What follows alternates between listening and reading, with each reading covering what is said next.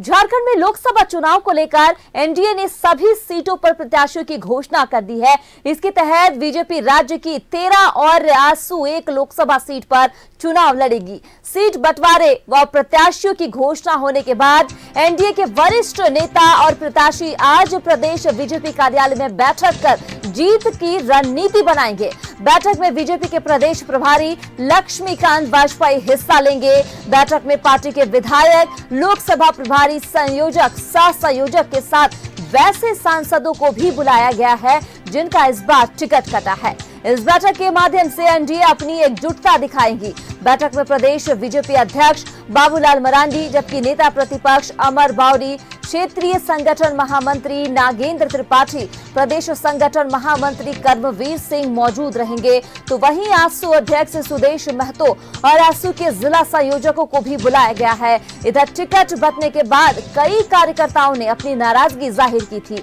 अलग अलग लोकसभा क्षेत्रों में यहां खेमों को भी तैयार किया जा रहा है। प्रदेश प्रभारी लक्ष्मीकांत वाजपेयी इनसे संवाद कर इनकी नाराजगी दूर करने की पहल करेंगे। वैसे तो सांसद जिनका इस बार टिकट कटा है उन्हें जिम्मेवारी देने का विचार किया जा रहा है। तो आपको बता दें कि बैठक होने वाली है।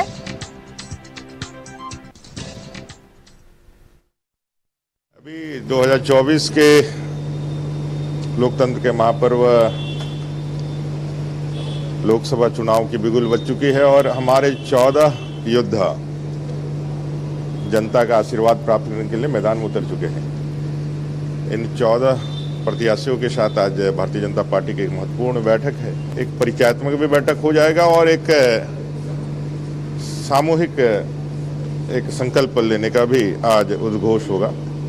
इसी दृष्टिकोण से आज की यह महत्वपूर्ण बैठक में सभी प्रत्याशी आसू समेत बीजेपी के सभी लोग शामिल होंगे। आने वाले समय लोकसभा का चुनाव है तो बैठक तो होगी ही और बैठक में सभी प्रमुख नेता भाग लेने वाले हैं, संगठन के लोग भी भाग लेने वाले हैं और पूरी मुस्तैदी के साथ इस झारखंड राज्य में पूरी मजबूती के साथ एनडीए बैठक चुनाव में सामना करने का काम करेगा, विजय प्राप्त करने का काम करेगा। नहीं, प्रभारी तो हमेशा आते ही रहते हैं। अभी तो मैं समझता हूँ 1 महीना पहले प्रभारी जी आए थे और 1 महीना के बाद चले गए। टिकट के बाद भी हुआ है, 11 सीटों का घोषणा होने के बाद भी माननीय प्रभारी जी यहाँ पर उनका प्रवास हुआ है। हाँ, 2 टिकट का घोषणा नहीं हो पाया था, उसके बाद आए हैं। अभी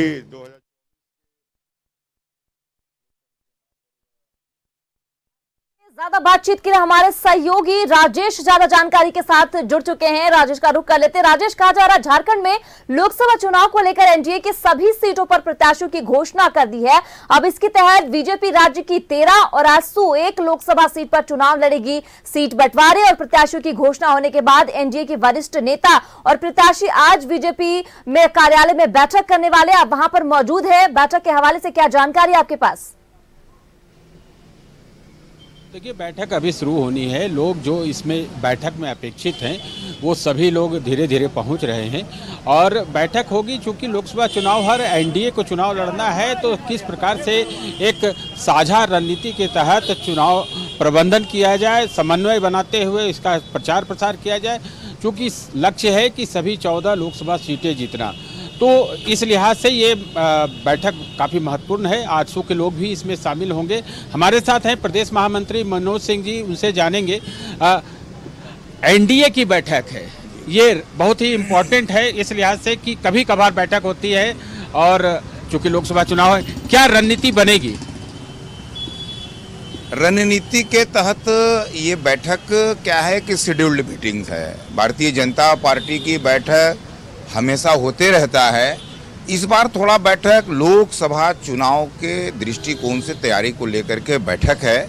हमारे सभी प्रत्याशी आज यहाँ पर आने वाले हैं। लोकसभा के प्रभारी, संयोजक, सह संयोजक वाले हैं और इसमें मुख्य रूप से अपने प्रभारी आदरणीय डॉक्टर पी जी भी आज यहाँ पर उपस्थित हुए हैं बैठक में। और आप सबको पता है कि बैठक में चुनाव की तैयारी के निमित्त जो हमारे कार्य होंगे उन सारी को लेकर के हम बैठक में होता है कि जैसे कई लोगों का टिकट कट गया तो एक विरोध अंतर पार्टी के अंदर विरोध भी होते हैं। कई जगहों पर प्रत्याशी को विरोध का सामना भी करना पड़ रहा है। तो इन सब का समाधान कैसे होगा?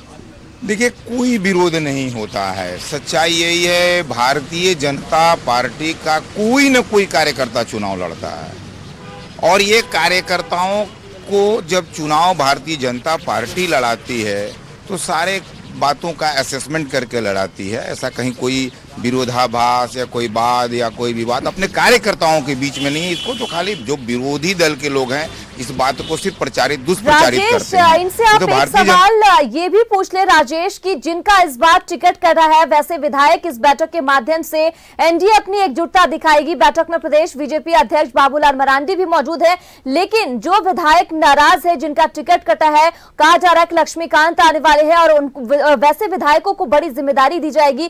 किस तरीके से उनकी नाराजगी दूर की जाएगी? यानी हम एनडीए गठबंधन के तहत चुनाव लड़ रहे हैं, चुनाव निश्चित रूप से जीतेंगे, इसी संकल्प को लेकर के आज यहाँ पर बैठक भी आहूत की गई है। आप देखिए कि कुछ जिनके टिकट कटे हैं, क्या उनको समझाने बुझाने का कोई प्रयास वगैरह कहीं न कहीं तो होता ही है। ये स्वाभाविक है, मानव स्वभाव है कि उन्हें कोई अलग से दायित्व दिया जाए, इस तरह का कुछ है? देखिए, आप देख रहे होंगे कि जिनके टिकट कटे हैं वो लोकसभा में बैठकों में गए हैं, प्रत्याशी बने।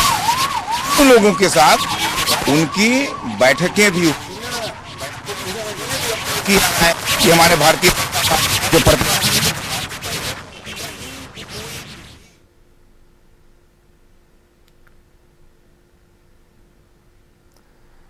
चलिए राजेश, आप नजर बनाए रखिएगा, जैसे ही बैठक के हवाले से कोई जानकारी आती है आपका रुख करते हैं। तमाम जानकारी के लिए बहुत बहुत शुक्रिया आपका, आगे भी आपसे जानकारी हासिल करती रहूंगी।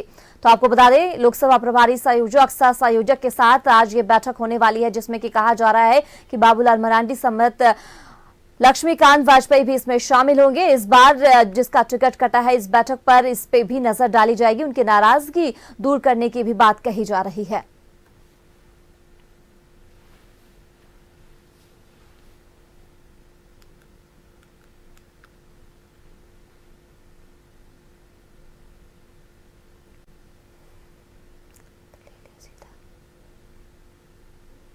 है और क्या टिकट कट के आपको मिला है? कहीं अंदर खाने कोई भीतर घात की ऐसी आशंका आपको? भीतर घात की कोई आशंका नहीं है। हम पूरे जीत रहे हैं और पूरे के पूरे 14 सीटों पर हम लोग का कमल खिलाने का काम करेंगे। अच्छा, जो सहयोगी दल आजसू है तो उसका सहयोग मिल रहा है आपको, दिख रहा है आपको? पूरा सहयोग है, हम लोग साथ में हैं।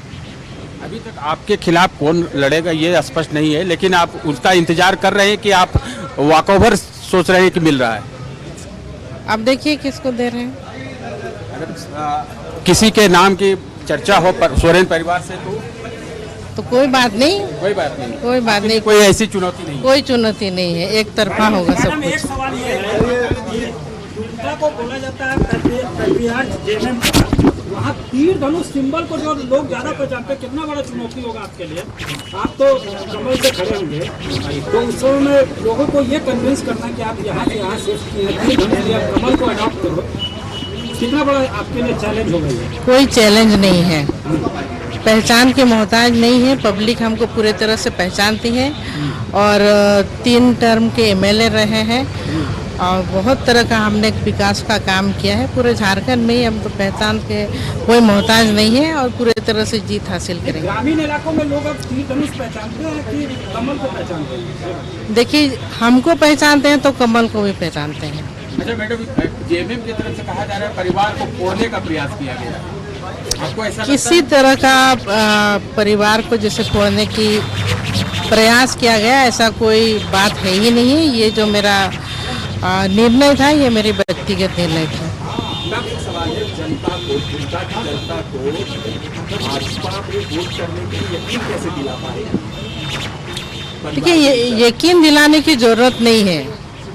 जनता हमको किस तरह और पूरी जो जनता है, संथाल परगना ही नहीं, पूरे झारखंड की जनता मेरे साथ है। भारतीय जनता पार्टी चर्चा ये भी है कि परिवार से कोई ना हो कि शायद स्टीफन मरांडी या ललित सोरेन में से कोई आपके खिलाफ वहाँ से उम्मीदवार हो सकते हैं। कोई दिक्कत नहीं होगा, मुकाबला एक तरफा ही रहेगा।